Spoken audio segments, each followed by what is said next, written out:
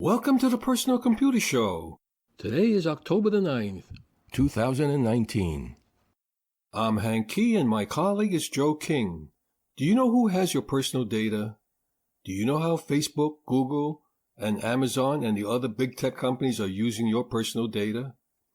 Our website is pcradioshow.org. We can be heard each Wednesday at 6 p.m.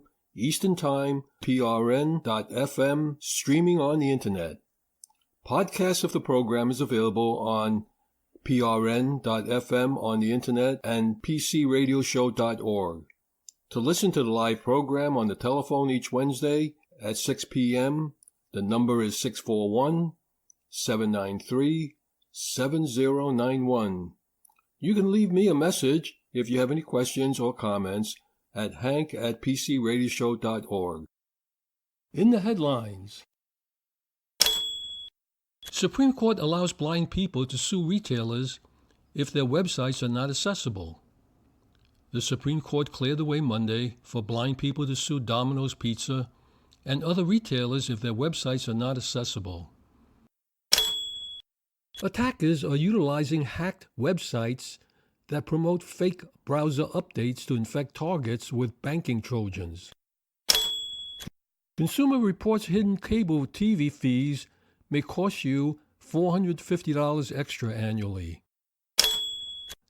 Spectrum just announced that they are raising prices on TV and internet services. Many have been using bit.ly, that's bit.ly, to come up with a shortened link of the same item. We continue to use lithium-ion in all different ways, but now we have a new and improved version of the lithium-ion battery for the International Space Station. Roku's big money-making business is ads. Presenting Benjamin Rockwell with his IT Pro Series, BYOD, Bring Your Own Devices to Work, Part 2 of 3. From the Tech Corner, Microsoft October 2nd product announcements, followed by Spectrum for wireless microphones have been moved. Technical perspectives from Marty Winston. Marty Winston adjusting to the seasonal change, moving into indoor space.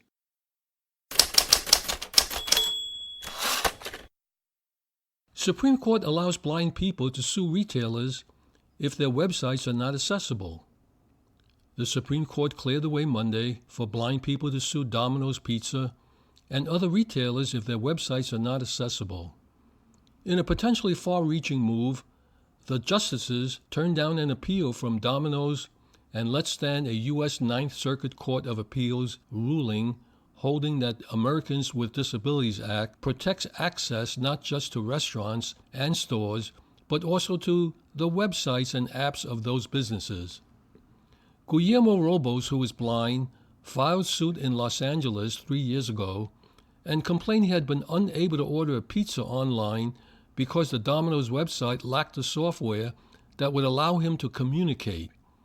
He cited the ADA, which guarantees to people with a disability full and equal enjoyment of the goods and services of any place of public accommodations. Lawyers for Domino's agreed the provision applied to its brick-and-mortar pizza locations, but not its website. Last year, however, the Ninth Circuit ruled in favor for Robles and said the law applied to its online services as well as the stores. The ADA mandates that places of public accommodation, like Domino's, provide auxiliary aids and services to make visual materials available to individuals who are blind. The appeals court said this in January. The U.S. Chamber of Commerce and business groups that said they represented 500,000 restaurants and 300,000 businesses joined in an appeal urging the High Court to review the Ninth Circuit decision.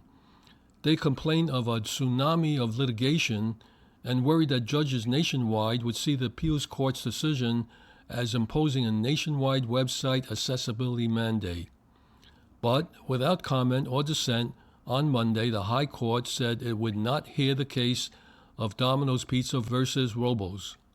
This is not a formal ruling upholding the Ninth Circuit decision, and the justices could agree to take up the issue later if lower courts are divided, and they will be divided. But for now, the court's actions strongly suggest that retailers will be required to make their website accessible. Joseph R. Manning Jr., a Newport Beach lawyer who represented Robles, said the High Court made the right call. There can be no debate that the blind and visually impaired require accessible websites and mobile apps to function on an equal footing in the modern world.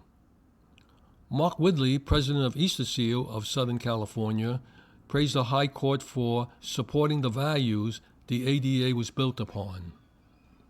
Domino's and the National Retail Federation issued statements saying they were disappointed in the court's refusal to hear the case. The Ninth Circuit sent the case back to the district judge in L.A. to decide whether Robles suffered discrimination. Domino's issued the following statement: "We look forward to presenting our case at the trial court. We also remain steadfast in our belief in the need for federal standards for everyone to follow in making their websites and mobile apps accessible." I'm looking at this and saying that if this is upheld by the Supreme Court eventually, or upheld by the Supreme Court possibly, which means that all platforms that can access websites must be able to be accessible to the blind, or at least make special equipment that is accessible to the blind. There is an alternative: order by phone. Touch 1 for this, touch 2 for this, and touch 3 for that. Well, we'll see what's going to happen, and this is going to all come down to lawyers at the Supreme Court, and we'll see how it comes out.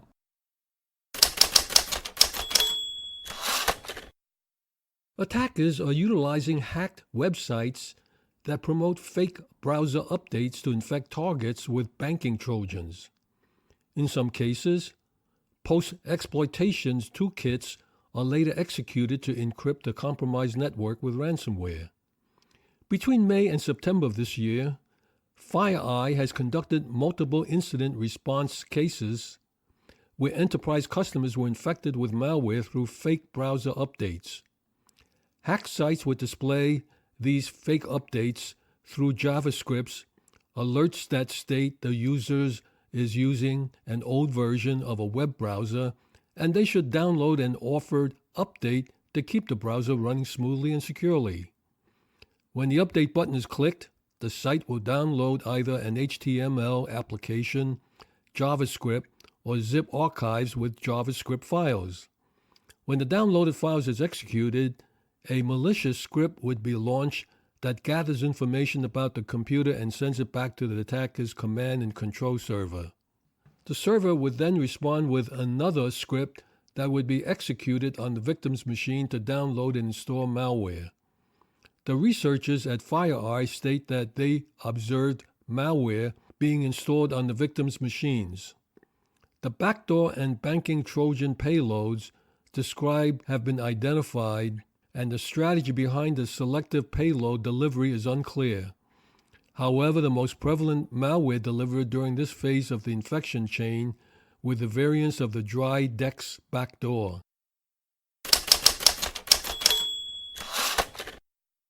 Consumer Reports hidden cable TV fees may cost you $450 extra annually. An investigation by the organization of nearly 800 cable bills found hidden fees in the fine print on top of the advertised rates. Cable companies are notorious for advertising a low price but charging much more by adding a long list of confusing fees to monthly bills. These sneaky fees are a real budget buster that enable cable companies to jack up their rates and disguise the true cost consumers pay each month. Most firms have an advertised price to customers, and on top of that, Spectrum tells potential customers that the broadcast TV and TV box fees will be going up later in the month. On its website, Spectrum blames the fees on the local channels, but Consumer Reports says the broadcast fee is company mandated and should be included in the advertised price. For many years, Consumer Reports notes cable bills included a base package price, state and local taxes, and a few government-imposed regulatory fees that operators were allowed to pass on to consumers. The price that consumers were billed largely reflected the advertised price. That changed about 10 years ago when cable companies began to charge a base rate plus a range of new line item fees that go by terms like broadcast TV fee, regional sports surcharge, HD technology fee, and network access and maintenance fee. And this is all according to the Consumers Report. Consumers Report found that cable companies pocket $28 billion a year in imposed fees that aren't mandated by the government, and that these fees cost subscribers $37 on average per month and add an extra cost to the bill. Pricing for cable service should be fair and transparent so we can find a plan that fits our budget without having to worry about getting stuck paying for hidden fees. Congress should require cable providers to include all company and government-imposed fees in their advertised prices to make it easier to comparison shop and find the most affordable package. What's your alternative? You could do cord cutting. To continue watching local channels, all you need is an antenna, and you can choose from several net-delivered cable TV alternative services, including YouTube TV, Hulu with live TV, and PlayStation Vue. Each has contract-free monthly plans for cable channels costing about $50 a month. Well, since we're talking about Spectrum just announced that they are raising prices on TV and internet services. The company blames increases on rising costs of local broadcast channels. Customers who use Spectrum to get their cable and internet can expect to see a bigger bill. The company confirms some rates for its Spectrum TV select silver and gold plans will be going up. That means the broadcast TV surcharge is increasing along with the cost of digital receivers. For customers who only get internet service, Spectrum plans to raise those prices also. Most customers who get both internet and Spectrum TV Select and above will not see an increase in their internet charges. It was not immediately clear how much the prices were increasing, but Charter Communications issued the following statement. The broadcast TV surcharge reflects the continually and rapidly rising costs of local broadcast channels. For TV, this is the first change in the package pricing of their new Spectrum TV Select, Silver and Gold plans since they began introducing them in late 2016, and reflects the rising cost of cable programming over the past 3 years. Our services are competitively priced, and we provide our customers with superior products at a great value. The changes will take place in the October billing cycle, and customers should refer to their monthly statements for specifics. For customers who are getting a promotional price currently, the new prices will not take effect until after the promotional period ends. In May of 2018, many Spectrum customers were not happy as the company switched to an all-digital service, which required digital receivers or the Spectrum app to watch programs on smart TVs and streaming devices like Roku. With cable TV prices increasing, there has been a nationwide move by many customers to cut the cord on cable.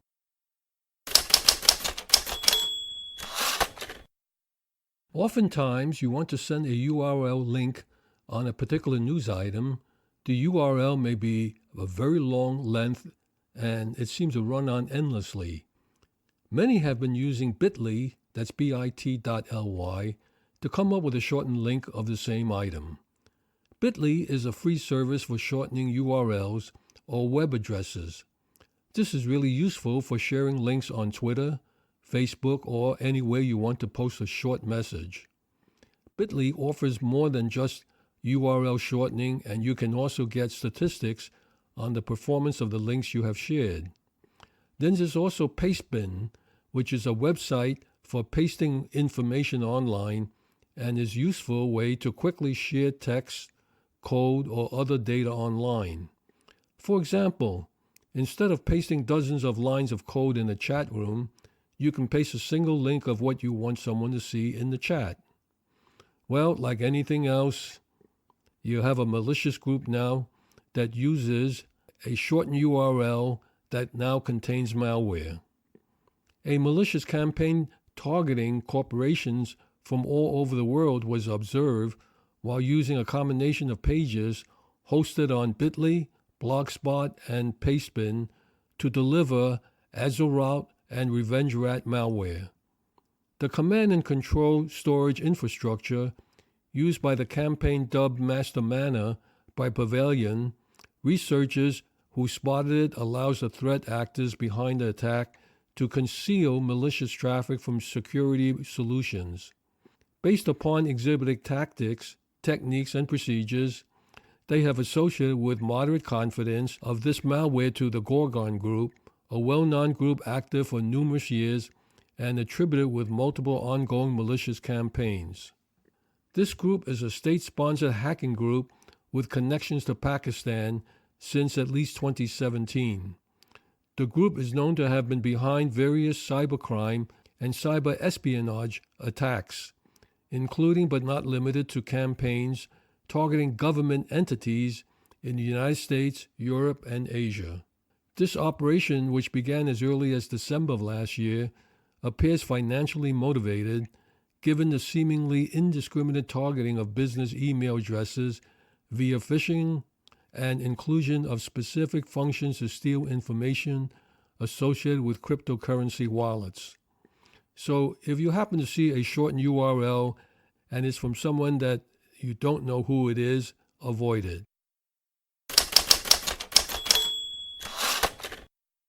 In 1980, John Goodenough invented the modern lithium-ion battery.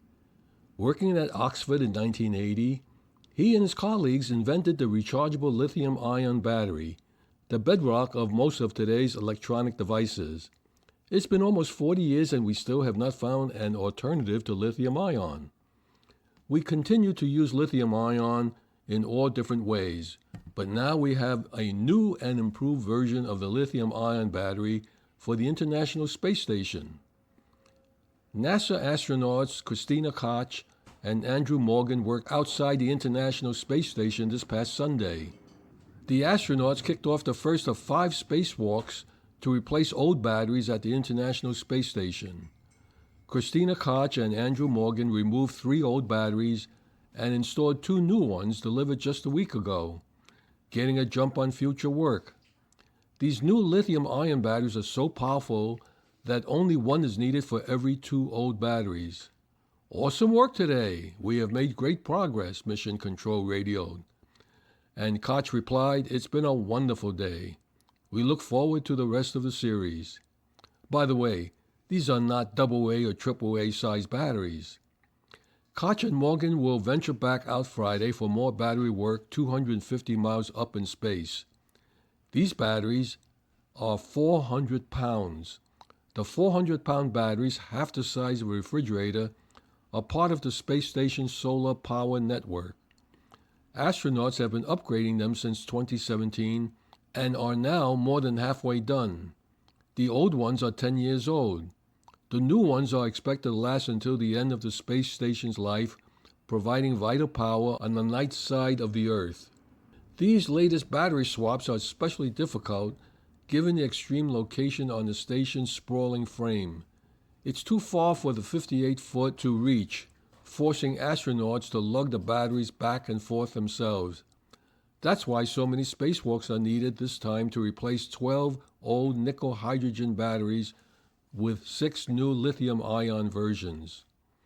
Koch and Morgan took turns holding each battery as they made their way inchworm style along the structure. The batteries were so bulky that it blocked the spacewalkers' view of one another, prompting constant updates. "I'm right next to you," Koch said at one point. "I have the battery," Morgan replied. Then Koch had the battery, and so it went until the job was complete. They ended up plugging in 2 new batteries, one more than anticipated, and removing an extra old one. The 7-hour spacewalk ended on another high note, at least for Koch, as she headed back inside. Mission Control gave her a National Football League update. Good news, Eagles are ahead 14-0 in the second quarter. She replied, "Go Birds."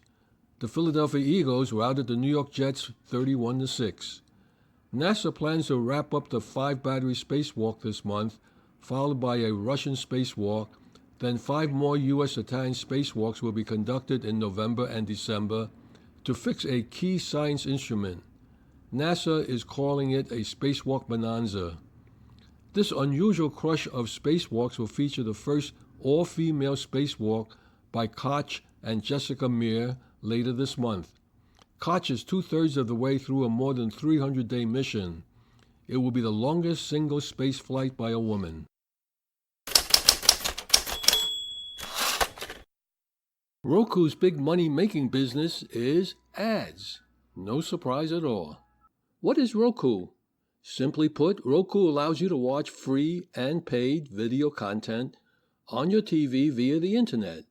TV and movie streaming services like Netflix, Amazon, Hulu, Sling TV, YouTube, and others download onto Roku devices similar to how apps load onto a smartphone.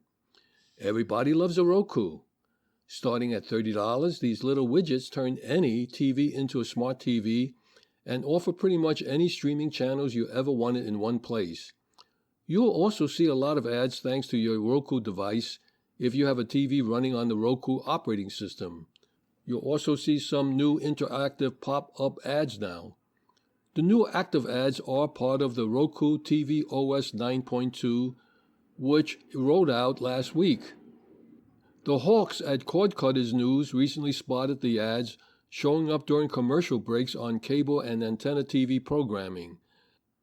So it's sort of a triple whammy in terms of marketing mechanisms. This would be a good time to remind you that Roku is an advertising company.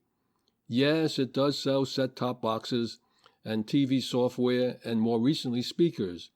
But Roku's big money-making business is ads. It's really big business too. According to eMarketer, Roku will bring in $433 million in revenues on ads alone this year, and that number will grow to $633 million in 2020. You'll find ads on many of Roku's free channels, including the aforementioned Roku channel, in addition to the traditional 15 and 30-second ad spots. Roku offers brands full-screen interactive video and overlays that invite consumers to engage with brands in new and immersive ways. Roku also takes a cut when you subscribe to things like Netflix through one of its devices. It sells audience data to publishers. It has an email marketing program. Heck, companies can even pay to take over the whole home screen. The good news, however, is that you can turn off the new interactive ads. Go to Settings, then Privacy, and then turn off the User Information from TV Inputs option. The bad news is that you can't turn off all ads on Roku. As the company continues to expand its advertising program, it seems likely that Roku will find more and more ways to put marketing materials in front of the billions of eyeballs watching content on its platform. And given the fact that it's on track to make north of $500 million doing so, why would it stop? Some users don't like this direction. It doesn't matter if you buy the $30 Roku Express or the $100 Roku Ultra or the $650 Roku TV. They all have ads. It appears it's the only way to completely avoid the ads is to install a network-wide ad blocker, which seems a little bit ridiculous. You could switch to Fire TV, but Amazon loads that content up with ads, just like Roku does. NVIDIA is no different with its ads on Shield set-top box. For an ad-free streaming experience, you might want to cough up $180 for an Apple TV and watch all your shows on Apple TV for an additional $5 a month. Or just read a book. Oh, by the way, that's free on Apple TV now, but there's no guarantee that it's going to stay free.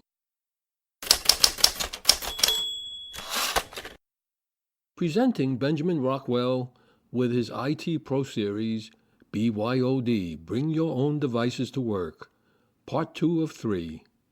This is Benjamin Rockwell, and now we're going to get down to business. This is where I give you tidbits from my experience of being an IT professional for many years now. Now, last week, we talked about bring your own device, BYOD.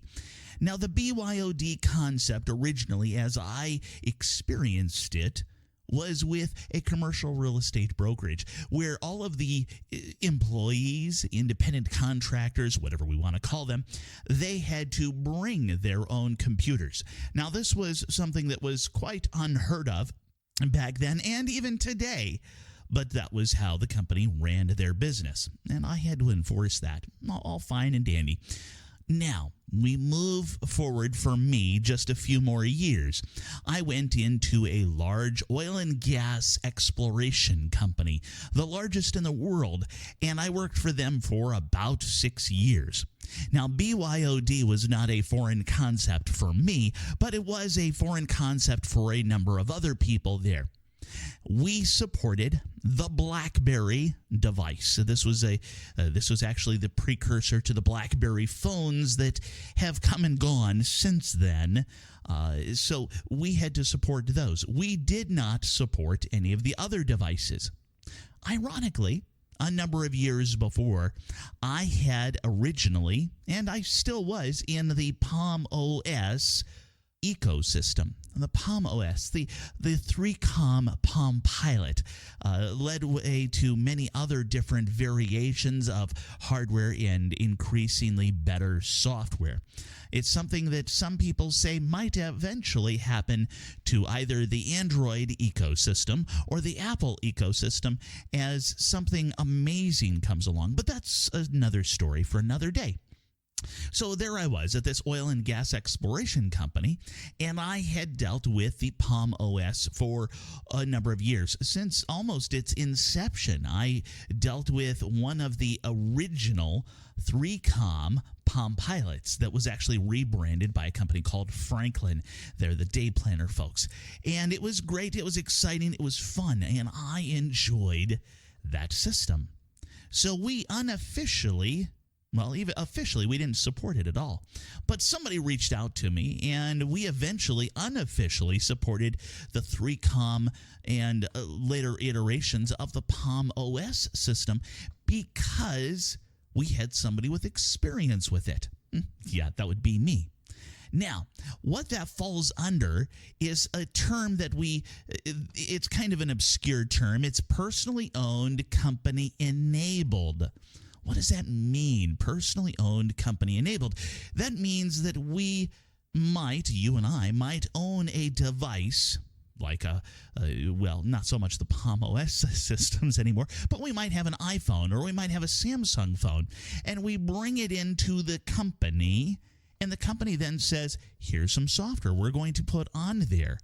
This is something that is owned by yourself, and it's not issued by your company. So they do have some rights. They do have some abilities to go along, and then they can wipe the company information via remote, should they so desire. This is a neat way of operation. It's a nice way of operation because then that leaves you capable of dealing with whatever it is you want to deal with. You can choose your particular operating system and then be enabled on the company platform for things like, in my case, I actually have 2 different email accounts with 2 different email software packages that are on my iPhone.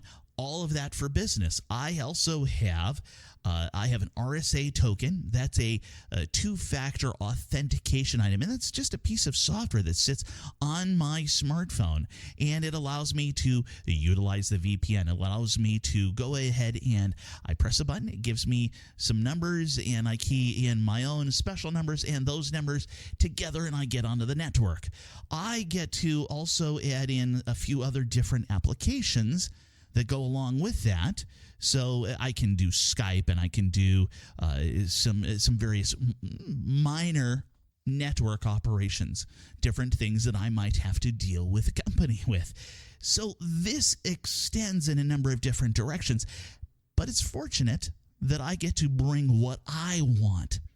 The other option, other than personally owned, company enabled, is company-owned, personally enabled. Now, this is something that I've also seen in the past, where the company issues you a smartphone of their choosing.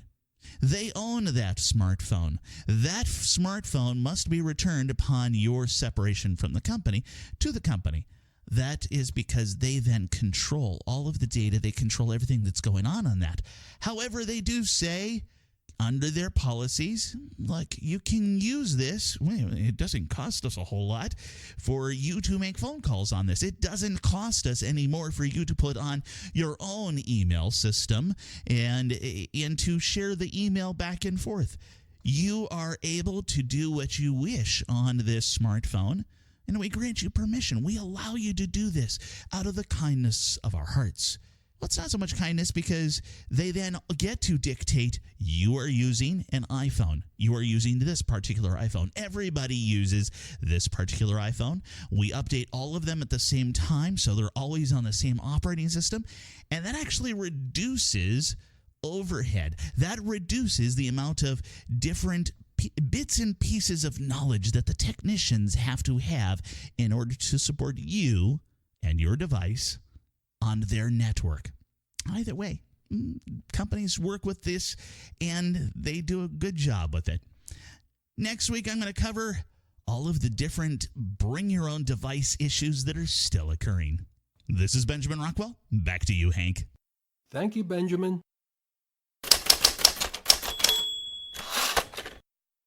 Microsoft October 2nd product announcements.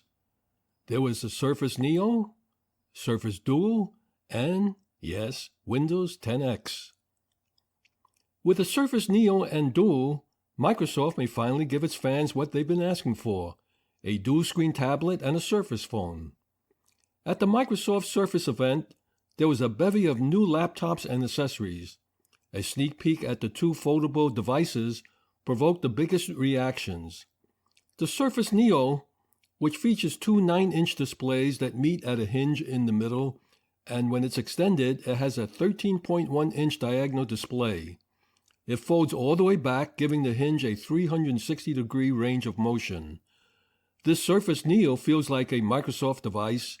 It will run on an Intel chip, designed for smaller form factors, and it will run on a new version of the OS called Windows 10X. The Surface Duo is a foldable, two-screen phone powered by a Qualcomm processor, the Snapdragon 855, and it's running on Android. Nope, not Windows, Android. The Surface Duo has two 5.6-inch displays that fold out into an 8.3-inch overall screen. There's been talk of a Surface phone for years, but one of the big surprises at the October event is not the resurrection of Windows Phone, but that the Duo runs Android.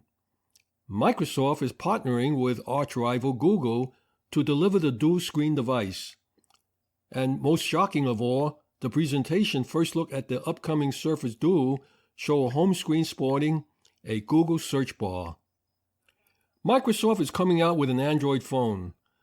The partnership with Google may also have benefited from Microsoft's decision to use the search giant's Chromium code to power the Edge web browser, and indeed, some Microsoft watches predicted that Microsoft would and should come out with an Android phone. Then there was Windows 10X. Is it the future of Microsoft software? The new Microsoft operating system that is going to be released, or is just another variation of Microsoft's operating systems? It's coming first to the dual-screen Surface Neo that will be released in late 2020, that's next year, and the Surface Neo is thin, light, and can show two apps on two different screens when it's open. A detachable keyboard can magnetically attach to one screen, allowing you to use like a traditional laptop, or you can just use one display like a tablet. Microsoft is creating a new version of Windows 10, designed exclusively for dual-screen and foldable devices. Microsoft created the original Surface tablet and laptop hybrid more than 7 years ago. The Surface Neo is Microsoft's own version of where Windows 10X will shine. Microsoft said they didn't wipe the slate clean and start over with a brand new operating system. Their approach is an evolution of where they've been going with Windows 10 for the last few years. There are a common set of shared technologies in Windows 10 that unlock a whole host of devices across the spectrum, from consumers to businesses and industries. Internally, Microsoft called these shared technologies One Core, that's C-O-R-E, but what matters most to customers is what they enable. Windows 10 X is specifically for new dual-screen devices and won't be heading to your desktop or laptop, at least not yet soon. It's been designed to let users work on two screens in tandem with smooth integration between the two, but a visual interface that's still going to be familiar to people who already use Windows. Behind the scenes, it tells us much more about the future of Windows across multiple devices and form factors, and we've got everything you need to know about this new take on Windows. In short, Windows 10 X is Microsoft's ongoing attempt to make it easier to get Windows everywhere, on your Xbox, on your laptop, and even one day on your phone again. The new OS builds on top of the basic foundational core of Windows 10, which is appropriately enough known as Windows Core OS. Very little has been said officially about Windows Core OS, but Windows Central has a very good guide. You can think of it as the basic building blocks of new next-generation Windows, stripped down to its essential parts, which Microsoft can then build on top of whenever it needs to adapt Windows to a new form factor. Microsoft was able to develop Windows 10 X by building on top of Windows Core OS rather than starting again from scratch. It may run your legacy apps. Windows is a big operating system by the modern standards of tablet and phone users. Microsoft has tried to strip it down to something simple. Now the company's officially trying again with the just-announced Windows 10 X. The most important thing you need to know about Windows 10 X is that it may actually run traditional Windows legacy desktop software, not just apps from the Windows Store or the apps you can run on the web. The Windows Core OS is designed to be able to run across multiple types of hardware. It means the code sharing that's gone on between Xbox and Windows 10 can go to new places and new devices too. Crucially, Windows Core OS is modular. Extra bits that aren't in Core OS can be plugged in, like support for legacy Win32 desktop apps, which Microsoft has added in Windows 10 X. And here's a neat part. That Win32 component can be disabled when it's not being used, improving battery life on your big dual-screen tablet. Right out of the gate, Microsoft seemingly is dodging the huge limitation that made Windows RT and Windows 10S such a confusing mess, because it will seemingly be compatible with the apps you've been asking for decades. Microsoft is making some big start menu changes to Windows 10 X. The software maker unveiled Windows 10 X, a new variant of Windows 10 that's designed to run on dual-screen and foldable devices that are coming in the future, including the Surface Neo. There has been a number of tweaks to the operating system to make it more touch-friendly, but the Start menu is perhaps the most obvious. Microsoft is scrapping the live tiles, the animated and flipping the icons from the Windows Phone days, in favor of a more simplified look. The Windows 10 X Start menu includes apps you can pin in place and list of recent documents. It looks like more of a task launcher than what exists in Windows today. It's not clear whether the regular version of Windows 10 will be updated to include some of these Windows 10 X Start menu changes, but it's obvious that Microsoft doesn't see live tiles as part of its Windows future anymore. Desktop apps at last. The company has a new container technology that will let it run those legacy apps. But this stripped-down version of Windows is designed for a distinct new wave of devices where its capabilities may be necessary. Devices like the just-announced Screen Surface Neo and the upcoming devices from Asus, Dell, HP, and Lenovo as well. With the Windows 10 X, the companies make it clear that you're buying into a distinct experience, One where a courier-like device can seamlessly let you move a physical keyboard around on its glass screens and reflow apps around to it to let you keep on working. In fact, Microsoft tells us it's exclusively for dual-screen and foldable PC, and existing Windows 10 computers won't be upgradable to Windows 10X. Windows 10X has a brand new start menu. In other words, it's far more like how smartphones and tablets work today. Microsoft says Windows 10X is coming during the holiday season of next year, 2020. The first wave of devices will all arrive next fall and be powered by Intel chips. Surface Duo runs Android with a little dash of Windows in the background rather than full Windows. Windows 10X devices are also coming from the likes of Dell, HP, Lenovo, and Asus, but these pieces of hardware are still a year away, and that means plenty of time for Windows Core OS and Windows 10X to develop further. Each twist on the foundation of Windows will be built to its form factor, though. Rounding out the product announcements were Microsoft Surface Laptop 3. Release date is this month. Its price is just under $1,000 with a 13.5-inch screen and just under $1,200 for a 15-inch screen. Then there's a Microsoft Surface Pro X, and the release date is in November, and the price for that is just under $1,000. And finally, the Microsoft Surface Pro 7, and the release date is this month in October, with a starting price point just under $750. I'm looking forward to the release of more detailed information, and we'll have more to report on it.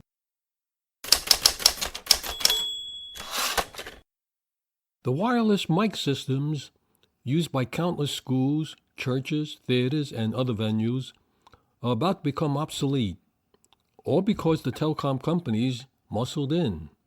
Tens of thousands of theater companies, schools, churches, broadcasters, and other interests across the country need to buy new wireless microphones. The majority of professional wireless audio gear in America is about to become obsolete and illegal to use and operate. The story of how we got to this strange point involves, of course, politics, business, science, and of course, we can't leave out the most important factor, money. Will new rules make your churches and schools go silent? Wireless microphones, like the kinds that many churches use, have been operating on the 600 megahertz band, and now they must stop. You may have heard about the new 600 megahertz wireless voice and data service from T-Mobile and Sprint. It's a very significant development, bringing phone service to almost every square foot of land in the U.S., and even more significantly in this age, bringing a lot of rural and exurban America their first reasonable alternative for internet access at a much better speed and usually a better price than any alternative they've had until now.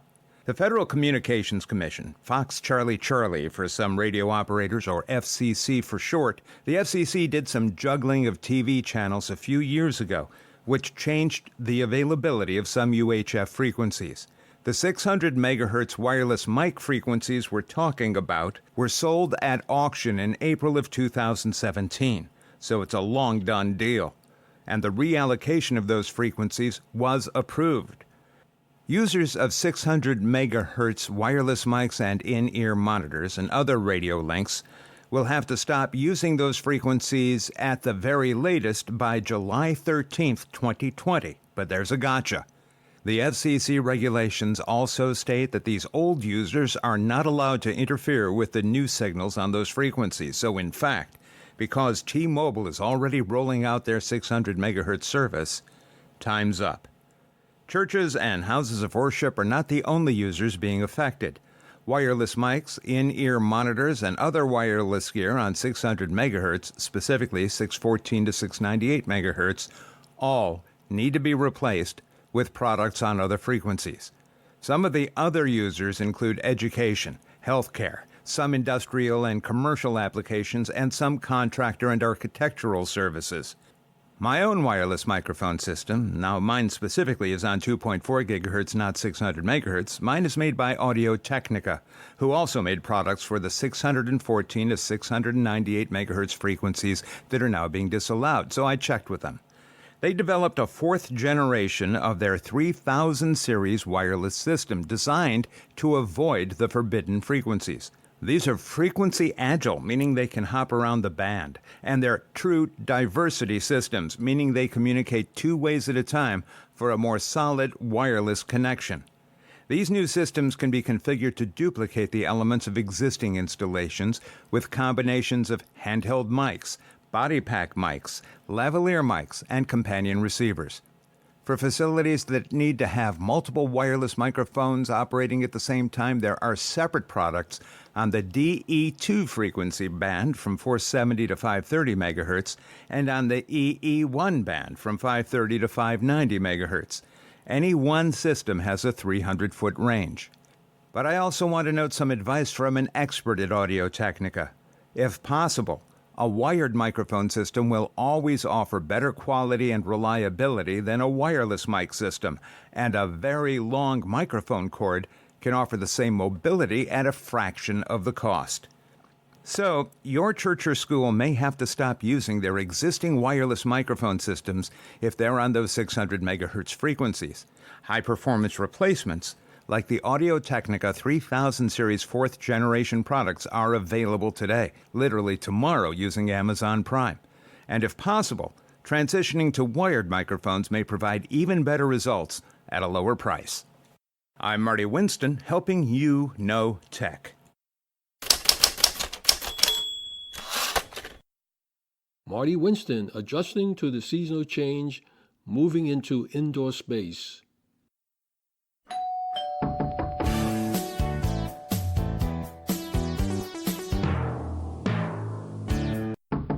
So tell me, is it a little chilly at your house?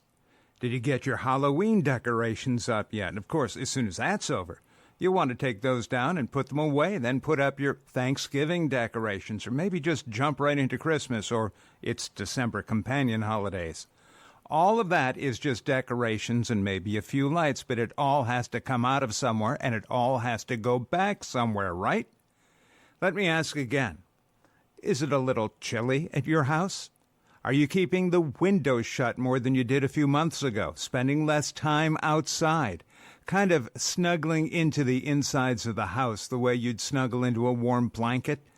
By the way, where did you put all that stuff you had outdoors all summer? The lawn furniture and tiki torches and barbecue grill and hoses and gardening gear and games and toys and all that stuff. Is it in your attic, in your basement, in a garage, in a shed? Did you rent a storage space? I want you to think about stuff. Lots of stuff. A high count of items. A significant space eater. And think about all the time you'll spend indoors before spring and summer again let you spread out and add your outdoor living space to the house. Until then, you're inside those walls, the whole family. Are you starting to feel a little crowded, a little cramped? Here's where I'm leading you. We're entering a time of year when more of your family will spend more of its time inside the house. The air you breathe won't often get refreshed. It will turn increasingly stale. And because of the time of year, it will be dry more than humid. And it's a back-to-school time, and it doesn't matter if you have kids or not. If you ever leave the house for work or shopping or anything else, you'll be exposed to people whose kids have been exposed to winter colds or worse. And even if that's secondhand or thirdhand, it's a reality. Think about your thermostat. In the summer, when it's hot out, you set the air conditioner to something comfortably cool. In the winter, you set it to something comfortably warm. And unless you're good about sweaters instead of heating, your house may be warmer in the winter than in the summer. And because everything outside had to come inside, remember, and all of you are spending more time inside, there's just a little less elbow room than usual. It's a little more crowded. It feels a little more closed in. I'm not taking you there because I want to scare you. I want to prepare you, or more accurately, to suggest some things you can do through tech and with tech to help control both messes and stresses. Let's start with the air. At the very least, put some cool air humidifiers in each of the bedrooms. If they're still around from last year, replace their wicks or filters. If you're willing to try a one-shot whole house improvement, have your HVAC guy add a steam humidifier to your system. I like Aprilaire, but the choice is up to you. Once a week, when almost everybody is out, turn down the thermostat, put on a jacket, and open the 2 windows in the house that are farthest from each other, and open all the doors between them. Give that about half an hour. If you brought in the HVAC guy to humidify, you might ask him about a controlled air exchange system. Sometimes it's called an energy recovery ventilator. I have one from Brown, but again, it's your pick. Hand washing is the single most effective way to combat the cooties behind colds, except it won't kill the ones you carry on your smartphone. For that, at least twice a week, use a disinfecting wipe and another on your earbuds.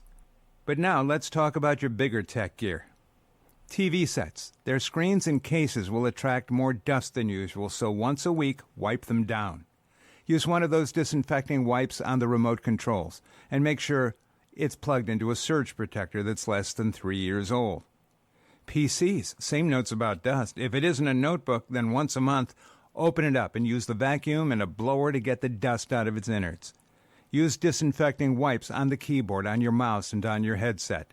Batteries everywhere. Replace them, especially the ones outside on things like wireless doorbells and outdoor temperature sensors. Check the drawers for remotes you put away, flashlights, alarm clocks, calculators, cameras, test gear, spare garage openers, and so on.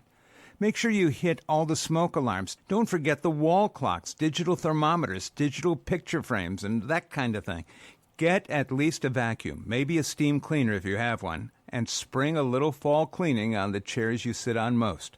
For those around your computers and for any carpeting on the floor near your computers, put a little watered-down fabric softener into an aerosol spray bottle and give them a spritz. It helps stop static sparks from happening. Every light bulb that isn't an LED should be. Fill the rest of those sockets now. They're less likely to quit in the longer nights of the shorter days ahead, and they'll help cut your electric bills. Check around your ventilation registers and cold air returns and make sure there's nothing in the way so they can breathe freely. And change the furnace filter. Where's the ice scraper? It's okay to have one in the car as long as it isn't the only one, because if the door lock ices up, you may not get in for a while. So also, keep an ice scraper in the house. And it isn't crazy to keep a snow shovel in the house if you don't have an attached garage. Just make sure that when you use it, you wipe it down before you bring it back inside.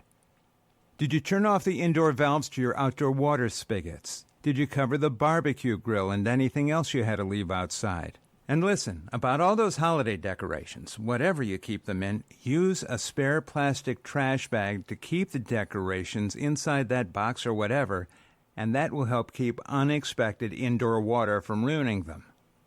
You may not have as much elbow room as you did all summer, but indoors can be a friendlier place if you spend a little time trimming back its unfriendly thorns.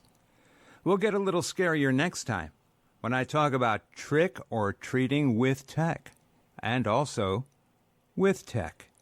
I hope to share some haunting ideas. Thank you, Marty.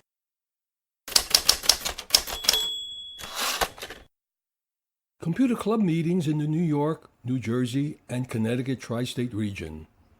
The computer clubs have random access sessions at each of these club meetings. If you have any questions or need technical advice, the club members are more than happy to assist. There is no such thing as a dumb question. All these computer club meetings are open free to the public. The New York Amateur Computer Club has a meeting second Thursday, October the 10th. Meeting time is 7 p.m., and the topic of presentation is genealogy, researching your family history, at NYU Silver Building, 32 Waverly Place, and check at the front desk for the room number. It's located in Manhattan, New York, and a photo ID is required. The Long Island Macintosh Users Group meets the second Friday, October the 11th. Meeting time is 7 p.m., and they meet at the Harry J. Schur Hall, New York Institute of Technology, Old Westbury Campus in Old Westbury, New York. The Brookdale Computer Users Group will have a presentation on the most common PC and Mac repair issues. They meet on the fourth Thursday, October the 24th. Meeting time is 6:45 p.m., and they meet in the Middletown Library Large Meeting Room, located at 55 New Monmouth Road in Middletown, New Jersey. We hope to see you at one of these meetings, and if you have a computer club meeting you want me to announce on the air, send me a note. My address is hank@pcradioshow.org.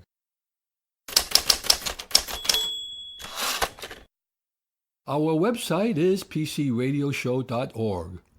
We can be heard each Wednesday at 6 p.m. Eastern Time on prn.fm, streaming on the Internet. Podcasts of the programs available on prn.fm, on the Internet, and pcradioshow.org. If you have any questions for us, just send us an email addressed to hank@pcradioshow.org. There is no such thing as a stupid question. In the meantime, stay in touch and remember to do regular backups. I'm Hank Key, and on behalf of Joe King and Michael Horowitz, we thank you for listening. Stay safe and healthy, and until we meet again, same time, same station next week.